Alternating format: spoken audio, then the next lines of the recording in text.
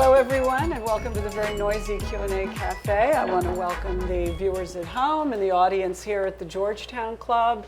And I thank the Georgetown Club for giving us a home. It's great being here. We're now in our second year, or our second season at the Georgetown Club, and our 13th year of the Q&A Cafe. And I'm very happy to welcome my guest, Greg Valliere, to talk about so many different things. And we'll get to why we're going to talk to you about the stock market and Ebola and why DC's become unaffordable and all that. But in your role as in the financial markets and as a person who advises investors, and I should say you used to be my next door neighbor, so I know a lot about you. Right. And I'm thinking about 9/11.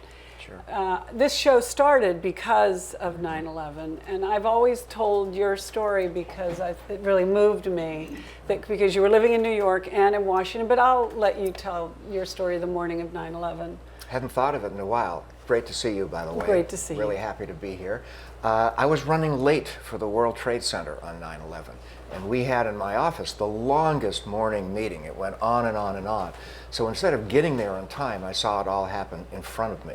You were going to be at the breakfast at the World Right. and the Windows on the World. Right.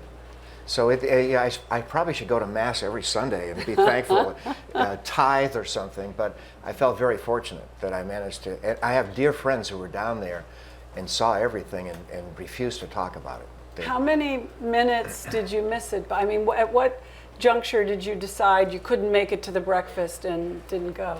Oh, 15. Yeah. And I saw what happened. And then Right. I thought, my, what a strange accident. And then the second one went in and you realized it was not an accident. And you knew you could have been there. Yep. And it changed your life. No. Really? I thought that it just made you. No, obviously it makes you more introspective and more thankful, and Yeah. you appreciate family and some of the... Well, that is life changing. Yeah, you know? appreciate things that perhaps you took for granted, but it's not like I became a monk or, you know... No, well, I mean, that would be interesting too. Yeah. And then now, so you came back to Washington. Yep. You went to San Francisco for a while, Yep. but now you're pretty much back here in Washington. And you work for Potomac Research group. Potomac Yep. Research Group, and they do what? Well, we follow Washington for investors. We have investors all over the country, in Baltimore, T. Rowe Price or Legg Mason, in all the big cities. Companies, you have yes, companies there are you investment advise. companies who I think increasingly need to know what's going on in Washington, whether it's the Fed or taxes or just politics. They need to know what's happening here because it affects their investing. Do you ever advise individuals, or that's not the level at which you work? No, I mean, I talk to retail clients. I do some speeches for retail clients, and it's a different audience. I like retail clients. High net worth retail clients are self-made. They're fun to talk to. Their ideas are not cookie cutter. They have some very interesting ideas. Whereas my institutional clients at the big institutions, you can sort of anticipate their questions. They want to know what Janet Yellen's going to do, things like that. But retail clients are fun. Do you like bravery in a client?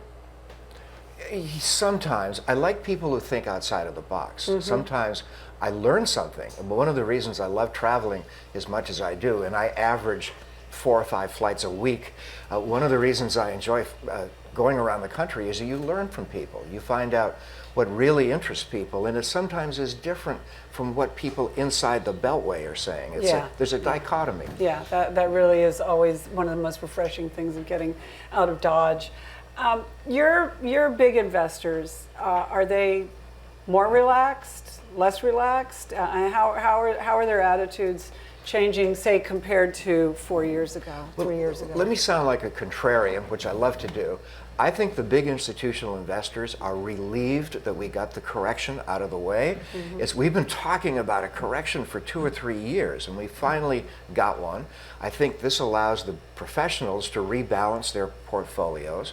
It's led to some pessimism among retail clients, which perversely is bullish when you have pessimistic retail clients. I think more importantly, we've had 2 really big developments just in the last few weeks that are quite bullish. The first is gasoline prices have plummeted. That's true. That is a tax cut for all Americans. We all are going to pay a lot less at the pump. I paid $3 a gallon yesterday in Virginia. So that's stimulative. Shocking. Yes, it's really stimulative for the economy. That's number one. Number two, with the sell-off in the stock market, you've seen a dramatic drop in interest rates. So people once again could refinance. It's a shot in the arm for the housing industry, which needed one. So this correction has had a couple of very positive things that the big institutions are now starting to recognize. Yeah, well, you know what people in Washington always want to know, because we are real estate obsessed, is how long, the low interest rates have gone on so long. Yeah. We keep thinking we're going to wake up tomorrow and it'll be gone, but it's sounding like you don't think that this could be a longer term. We got a ways to benefit. go. I think there's a long way to go. I disagreed with the consensus at the beginning of the year that this was finally going to be the year where interest rates spiked. They would go way up.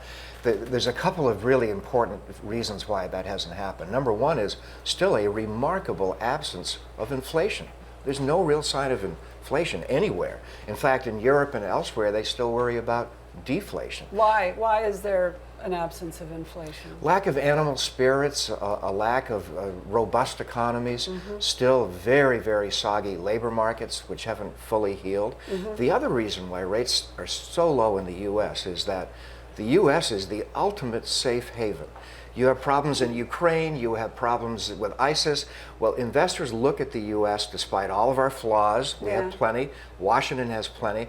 But the U.S. is the ultimate safe haven for people who want just to sleep at night. Yeah. And are you talking about investing or living here, or both? Oh, invest in U.S. And treasuries. who's investing right now in, say, 2014? Who's been investing at the highest rate from outside the U.S.? You see dramatic inflows of money from Western Europe and from Asia into the U.S. Treasury market.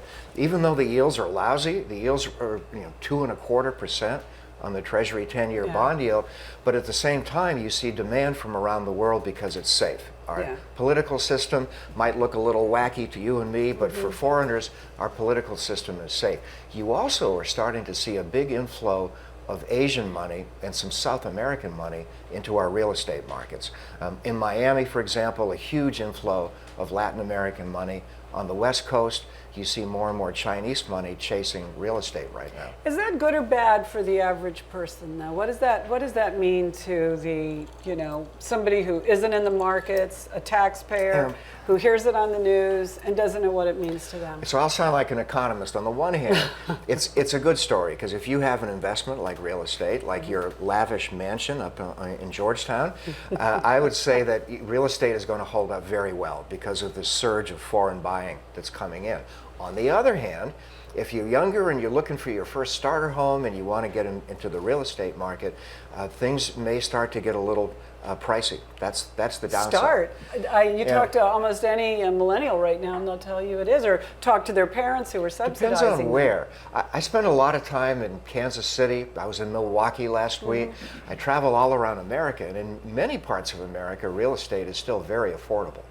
I wouldn't say that applies to No. Well, you know that recently the Bureau of Labor Statistics put it at #1 as the costliest city in the U.S. And that got a lot of heat and debate on Twitter and from other sources, but debating whether this meant it was the most expensive or wasn't versus New York or San Francisco. But the reality is, it is very expensive to live in D.C., don't you think? Oh, absolutely. And you've lived in San Francisco and New York. Yeah, and New York. And I'd say San Francisco and New York are maybe slightly more expensive, but there are other parts of living in D.C. that are, they're pretty pricey. Rents and mortgages, and then the insurance rates you have to pay. Like, if you just have a car, you have to pay a heightened insurance rate if you live in D.C. Absolutely. There's all these ways and it seems to me, just as a consumer, that everything I buy is more expensive, way more expensive than it was. Am I imagining that? No, it's funny. When I make a speech and say how there's no inflation, I inevitably get an angry question from the audience challenging me on that point. And it is true that medicines, there are some things that have gone up in price, and real estate, but it's also true that an awful lot of other things have come down dramatically. Electronics, TVs, computers, things like that. The main inflation story, not to get too wonky, but it's an important point, The main inflation story, if you're at the Fed, is unit labor costs, wages. Wages and compensation have been stagnant. That's one reason why the Democrats aren't going to have a good election, because people are oblivious to an improvement that I can recognize in the economy. They look at their own lives and they see stagnant Well, they say wages. it's not happening to me. Right. So their purchasing power, their real disposable income has been lousy. It's been stagnant for 8 years. What's the forecast for wages? They'll pick up, and it's interesting to note over the last few months. But what makes that happen? I mean, what I've seen in the last few months is that labor markets are starting to get tight. You go to Milwaukee, you go to Kansas City, you go to Silicon Valley, especially in Texas, and people tell you the biggest problem is a lack of skilled labor. The labor market's tightening. That will raise wages. Well, I want to get a little bit into politics for a Sure. moment. The economy is going to weave all through this, but I was listening to an interview that Jack Lew and Sean Donovan did on the NewsHour. And Jack is the Secretary of the Treasury, Sure. and Sean is the head of OMB. Yep. And I just thought this little laundry list that they gave would be worth going through with you to see what to let you elaborate on it. So obviously they were on to boast, everything's wonderful in Obamaville. And they said, we've come a long way from 6 years ago when the economy was collapsing and the stock markets were in chaos. The conditions in 2009 were really bad. They said Obama has stabilized the economy. He put in place an economic program to create growth. He put in a program to reform financial markets. Over the years, Obama worked with Congress on a bipartisan basis to put in a balanced set of measures to reduce the deficit. They cited the Affordable Care Act and making taxes more fair. These are all their words. And progress towards seeing the deficit drop by about 2/3. We're now in a 10-year period of looking ahead at sustainable fiscal policy, which is good for the economy. And now the economy does not exist from crisis to crisis. And then Donovan specified these things, that the GDP is below 3%. We are below the 40-year average for our deficit. We've stabilized the deficit in important ways. Now, I'm going to ask you to put all that in English. Sure. But if all that is true, why aren't the Democrats doing better? It's a great question. And most of what you said is true. I tell audiences that the budget deficit is plunging, and they look at me like I'm on drugs. People don't believe it. As I mentioned a few minutes ago, Carol, people in their ordinary lives still have anxiety over foreclosures, over employment. Because they're not making enough money. But the main point is they're not making enough. Wages have been stagnant. So real disposable income is a big, big deal. Purchasing power is a big, big deal for these people. So I could say many things about how good things finally have become. Right. But for the average American, they don't quite perceive it. Now, people who were invested in the stock market until the last few weeks, I think, have had a pretty nice ride. People have to appreciate that in 2013, there was a tremendous rally. The stock market has done pretty well. But it's been a wild ride. And do you think that wild ride's going to define the beginning of the first quarter of 2015? I mean, are we into a trend of up and down, or? Not necessarily. I mean, this correction had to occur. And there are legitimate geopolitical concerns, primarily increasing weakness in Western Europe. For us to be talking about a possible German recession is a big deal. But at the same time, no, I think the U.S. is different because Janet Yellen, unlike the German central bankers, will do whatever it takes to keep the economy growing and to keep the stock market strong. This is sort of the Fed for dummies, coming from me, because we hear about the Fed in the news all the time. Right. But I don't know if the average person knows what to make of the Fed. I mean, Yeah. what does the Fed mean at the street level? Well, they have a dual mandate. They have to try to provide stable prices and employment. I mean, that's their basic mandate. And they felt, I think correctly, that during the great meltdown in 07, 08, they, by default, were the only game in town. There wasn't enough on fiscal policy. Congress was gridlocked. There wasn't a lot of presidential leadership. So the Fed, to me, is the great hero. I think Bernanke and now Yellen have done the right thing. Was that a smooth transition? Very smooth. Oh, absolutely. But when they say what is it? I believe they said they're going to back down on buying bonds. Is that it? They're going to buy fewer bonds? I don't know what that means. Well, they've added $4 trillion to their balance sheet. They bought a lot of bonds to keep rates low, to goose the stock market. They succeeded. But at $4 trillion, I think even the most dovish Federal Reserve official would say that's a lot in the balance sheet. So they're going to stop. They're going to stop at the end of October and adding to the balance sheet. And I think the markets are well prepared for that. The members of the Fed, they transition and change too. How do they get the jobs, and how does the individual person affect the overall picture of the Fed? Well, first and foremost, you've got, I think, almost groupthink at the Fed. Most of them all think about the same. There are a couple of hawks, Plosser in Philadelphia, Fisher in Dallas. And he's leaving. And they're both leaving. So you've got a core at the Fed that's quite dovish. Yellen, Stan Fisher, the vice chairman. You've got Bill Dudley in New York, Rosengren in Boston, Evans in Chicago. A long list of Fed officials who think two things very quickly. Number one, if they're going to make a mistake, it's not going to be to tighten too soon. They might stay a little too easy for too long. They can deal with that. Number two, they all agree that the labor market is not fully healed. Until they think the labor market has fully healed, we're going to see very low interest rates. Investors who are doing well right now, where do they have their money? I'd say well balanced. I'd say a lot of investors have done well with stocks that have really good dividends. But are you focused purely on stocks? But are there people who are doing well because, for example, they owned a house in Washington, D.C. and have watched its value? Of course, they now can't pay the property tax, but... Right. I'd say you'd have to have a mixed portfolio. Real estate's got to be part of it. Stocks have got to be a big part of it, and stocks have made a lot of people a lot of money. Which kinds of stocks are doing well? Again, stocks that have dividend growth, I think, are, especially as we get older, high yielding. Are you talking the old school stocks like oil companies? Are you talking the tech stocks? I think tech stocks are still very attractive. I think that people who have an appetite for risk might look at high yield bonds or junk bonds, but I think as you get older, the preservation of what you've got is more important. Facebook has always been interesting to me because that's something that everybody relates to.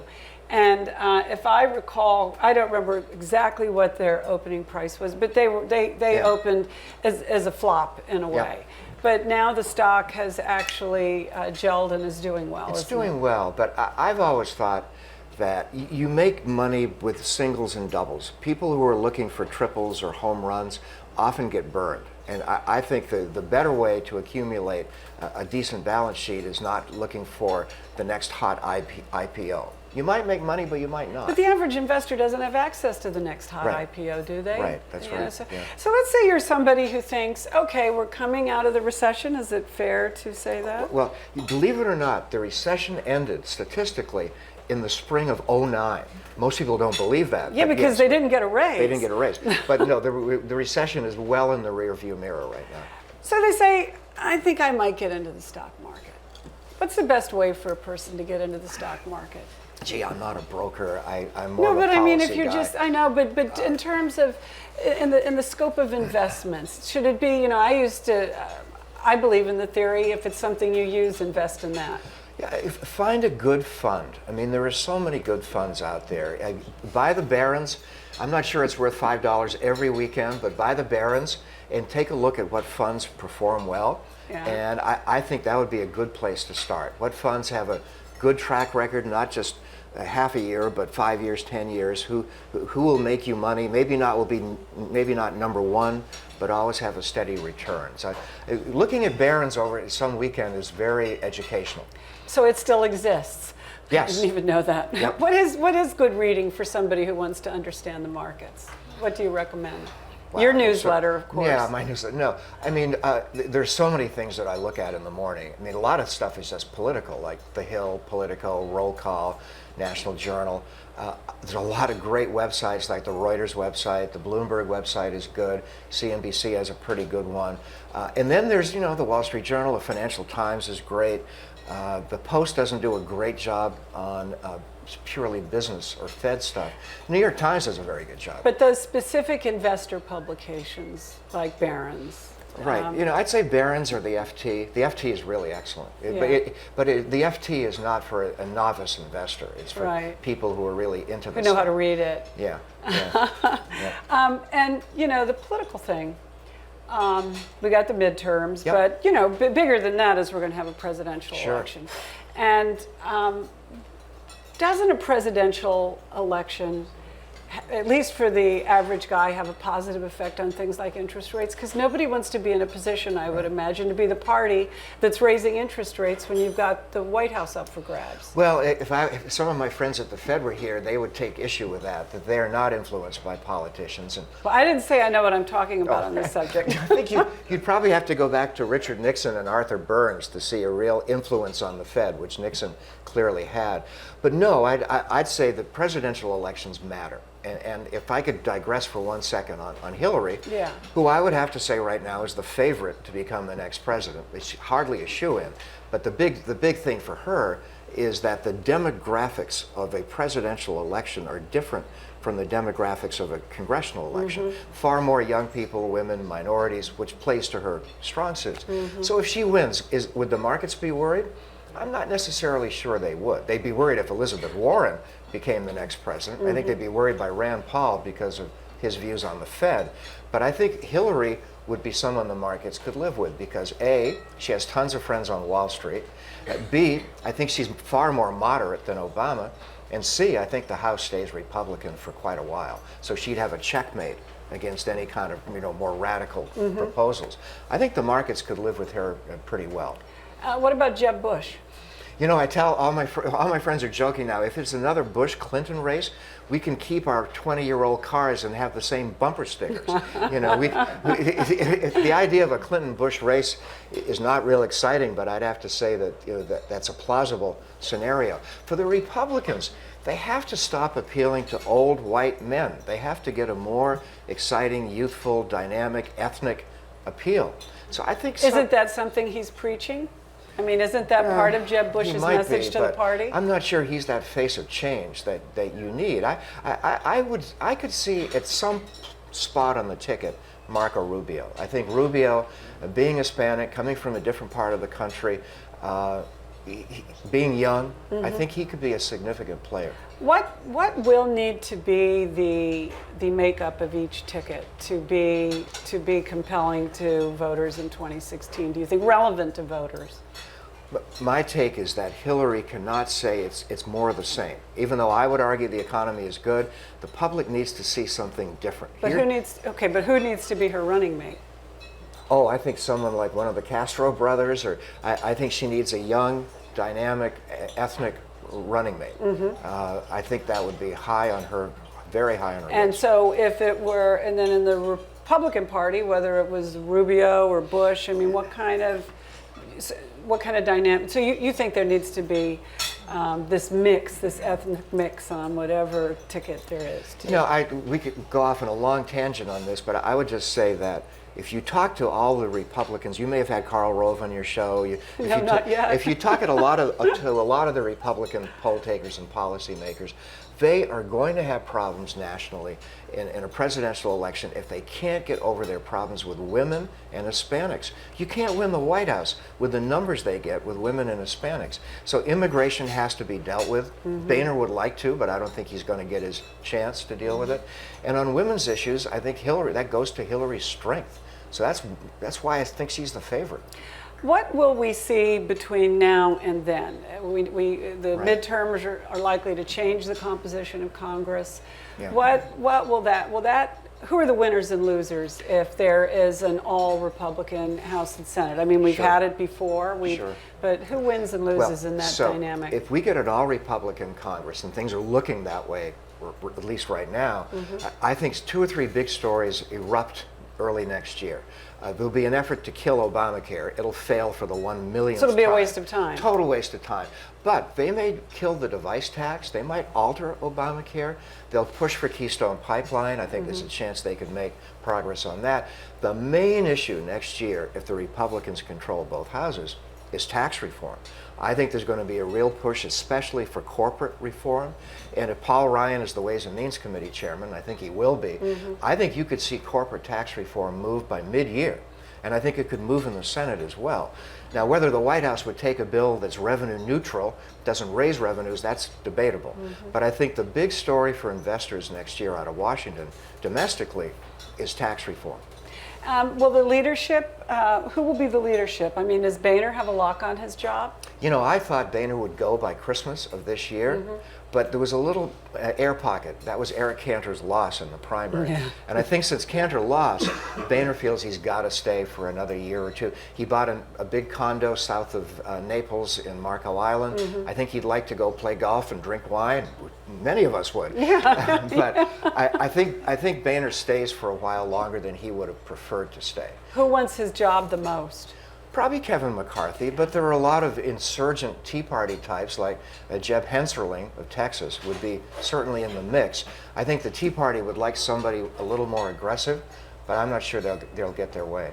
And the Senate leadership, and what will it mean to us? Boy, the knives are really out right now for Harry Reid. You travel around the country. I think they always have been. But the thing is, Democrats all say, I don't like this guy, you know, we got to put up with him. But Harry Reid is an albatross for a lot of Democrats running for re-election.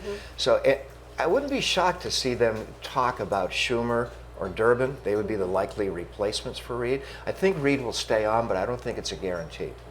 What does it mean now that we have an Ebola czar? Yeah. You know, what is that a good thing or a bad thing? You know, let me rant for just 1 second Go on ahead. Ebola. That's and what I'll this start show's with for. the media. And I used to be at CNN. I have a lot of friends at CNN. If somebody gets off a plane this afternoon with the sniffles, CNN goes breaking news. You know, Well, they go breaking news on anything. We've had 5 cases of Ebola. Do you realize last year 36,000 Americans died from the flu? Yeah. Do you realize in 1918, take a guess, the amount of people who died in the great influenza epidemic of 1918? 50 million people died at the end of World War II in the influenza epidemic. So I don't want to diminish Ebola as a concern, but for God's sake, we have to put this in perspective. But you know, people are scared. Politicians are now demagoguing. Republicans are saying we need the czar, and we got one today. You know, it'll pass. And close the borders there or here. We had a whole summer 3 years ago where everything was all about shark bites. You know, I mean. Well, remember bird flu. And we had the bird flu. Again, I don't. Though I think this is much more serious. I don't diminish anything don't... that has a 70% fatality rate. I mean, you have to take it seriously. But it's one of many reasons why the Democrats aren't doing well. Republicans are portraying Obama as slow to react on ISIS as well. So these wild cards late in the campaign have come in to hurt the Democrats even more. Which has a more dramatic effect on the market? Something like Ebola or something like the Islamic State? Well, Ebola has affected airline stocks. I mean, if Ebola really does become an epidemic, it would have a crushing impact on economic growth. It would force us all indoors, and I don't see that happening. I'm not predicting that. But there are geopolitical events that do worry the markets. I'd say the increased action by this delusional action by Putin, you know, acting as if he this messianic desire to put the old Soviet Union back together again.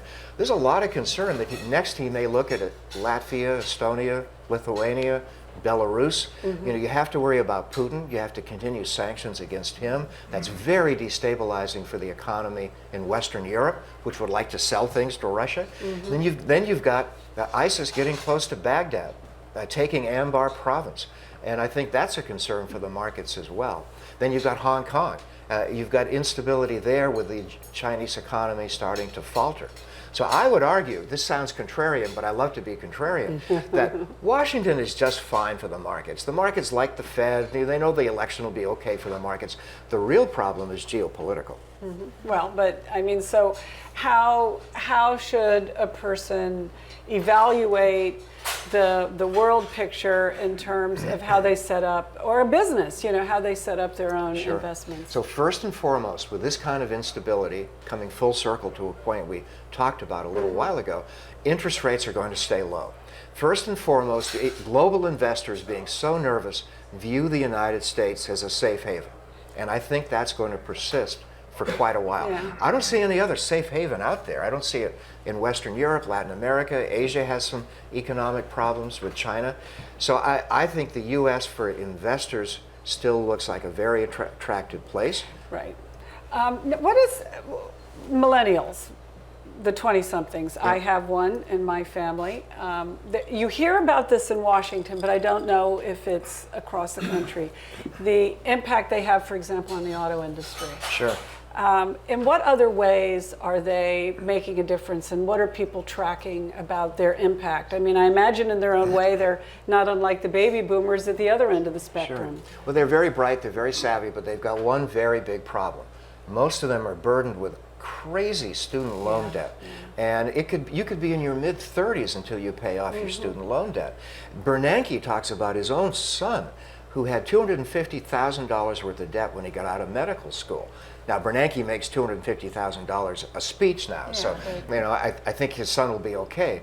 But it certainly shows how young people, not only are their job prospects mediocre, they're saddled with this debt for a long time to come.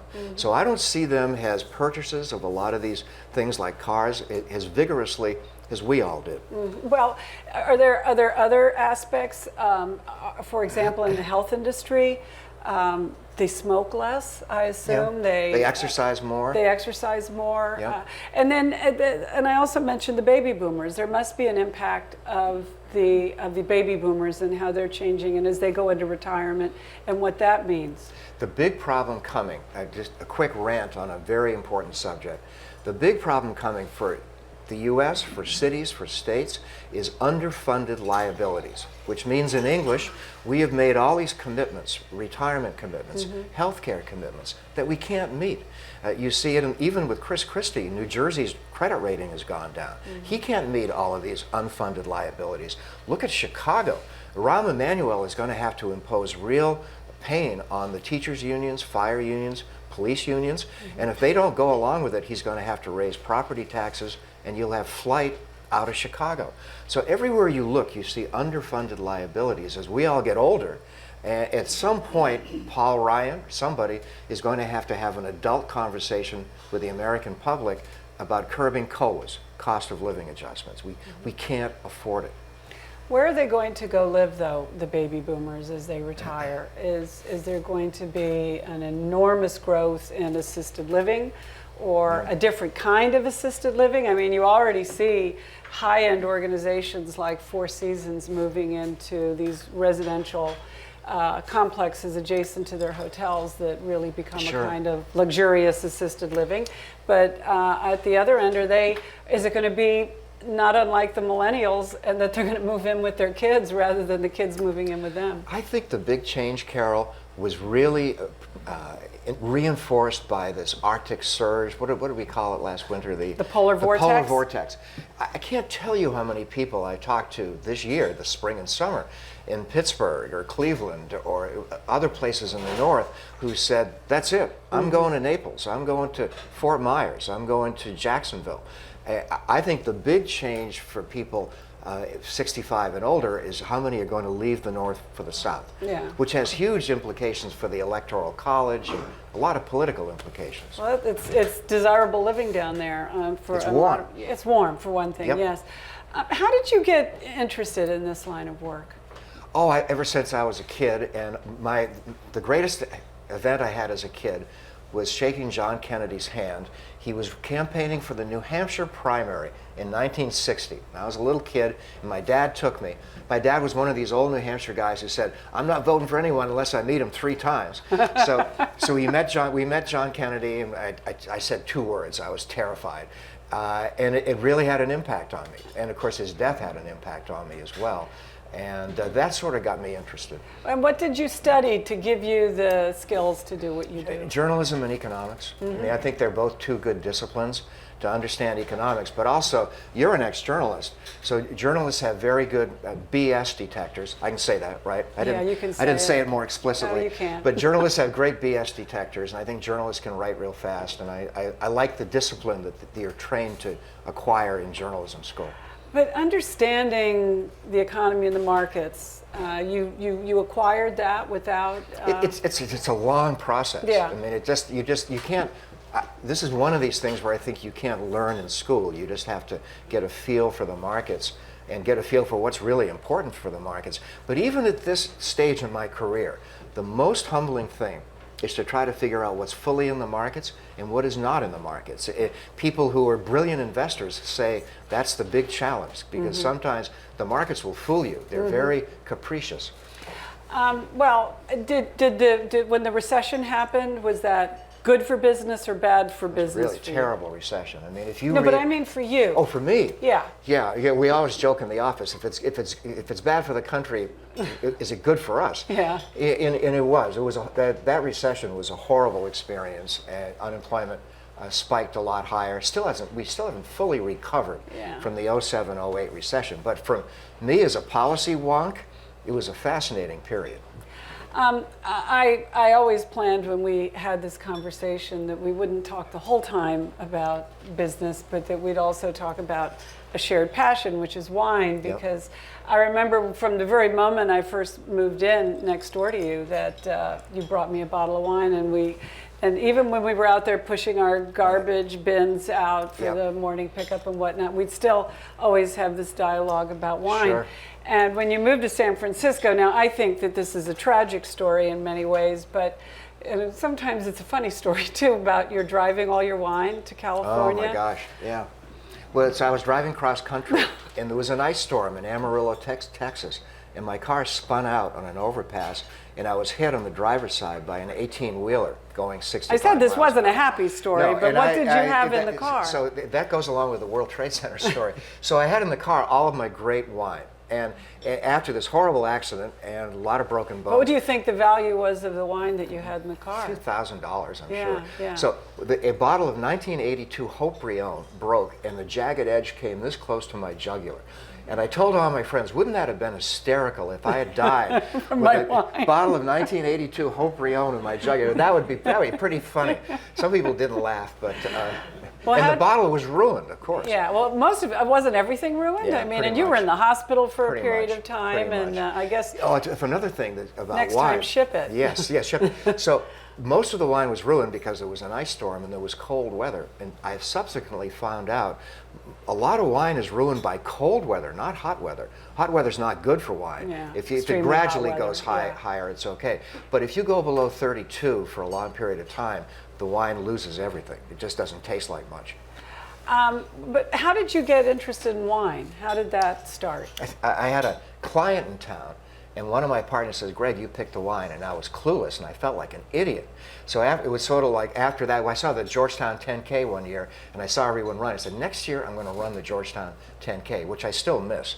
But so after this embarrassing experience with a client, I decided I'd better get knowledgeable, and one thing led to another, and I started reading Robert Parker, and here we are. Well, how did you get started in buying wine? I mean, did you go right for the big boys, or did you start? I still can't. Isn't that an irony? Here we are in 2014. I can't afford wines that I could afford 20 or 30 years ago. Yeah. You know, Chinese zillionaires have bought up most of Bordeaux, so you can't buy a lot of Bordeaux. You can buy Saint-Emilion and some, but no, I always started with wines that were appealing more than anything else. It's ironic that when the markets were so bad that the vintages of Bordeaux were actually pretty good. Yes, they were. 08 and 09. They were very 08 and 09 and 2010. And then I think 05 is the king of, and they are unaffordable. It's amazing now when you think of the big boys of Bordeaux, you know, the Grand Cru Bordeaux's, it's not at all unusual to see them start at $1,000 a bottle. Oh, or more. It's so obscene. it's a good investment if you hadn't lost all your wine. Yes. But So my new passion on wine is Italian.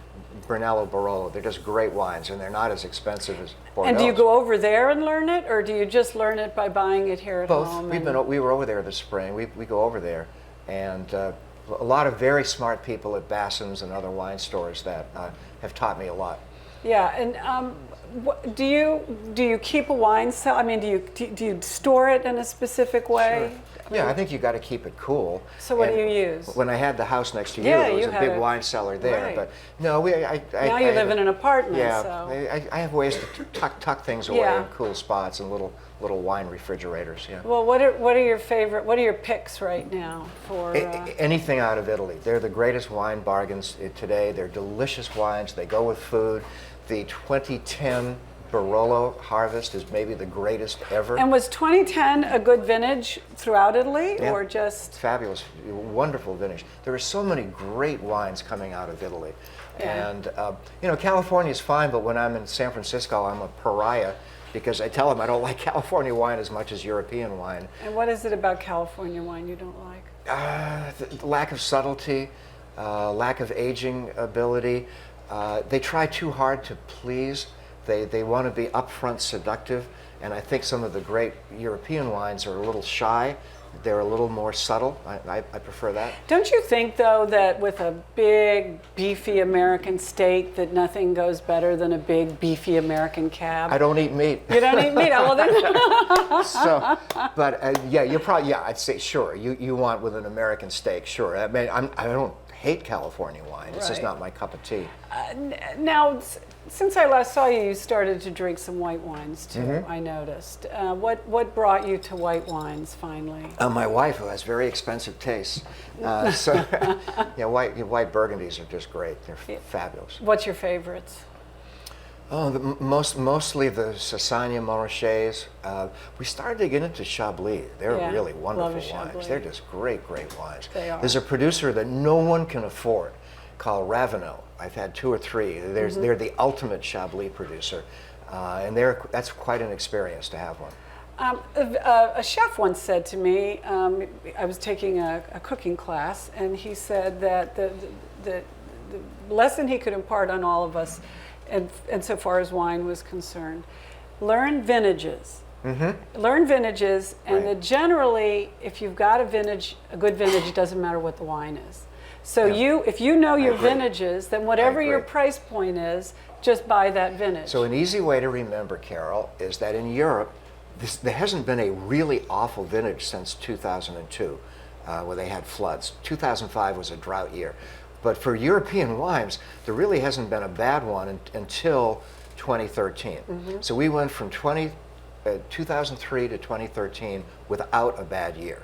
And that's one way to remember. The 2013 was a disastrous year. And what should you pay for a bottle of wine in a restaurant? I mean, what's It depends. Is it what's an the expense range? account meal or is it on your? Okay, both. It's an expense account or it's your lover. I think anyone should be able to afford a nice bottle of wine for $40 or $50, $60. This idea that you've got to spend a couple $100 on a bottle of wine is crazy. There's great wine out there for $40 a bottle. Well, and you're better off with that dollar then, if you are going to spend a big amount of money, going to your local wine shop and, Sure, buy it and there. investing. And to come full circle to the markets, the other big story here, we haven't even talked about this, is the dollar. The dollar Yes. has been so strong, which I immediately like because of its impact on my wine purchases Yeah. of European wine. But So is it going to be like gas prices? We're going Yeah. to see a benefit at the pump? yes. At the bottle? I think the price of wine will stabilize or go lower because we have a very strong dollar. And all these people said a couple of years ago, if you listen to talk radio, the dollar's going to collapse, the U.S. economy is in shambles, interest rates are going to go up. None of that happened. The dollar has strengthened, interest rates have gone down, the economy is good. So all of the Cassandras out there, and I'm glad we got into the dollar, all these Cassandras said, buy gold, sell the dollar. Well, gold hasn't done so hot in the last year or so, and the dollar's been great. So you're big on the dollar. Yeah, and we've got a ways to go because our growth will continue and European growth will stay stagnant. So the contrast between the two is very favorable for the dollar. Well, our time is up. It's been It's a lot of fun. Yeah, I told you it would go fast. And we started with money and we ended with money and we had wine in between. So, There you go. I wish you a lot of luck. Great to see Good you to here. see you. Thank All you right. very much. Thank you, everyone. Okay, thank you for thank you. coming to All the right. Q&A Cafe. Thank you. Thanks.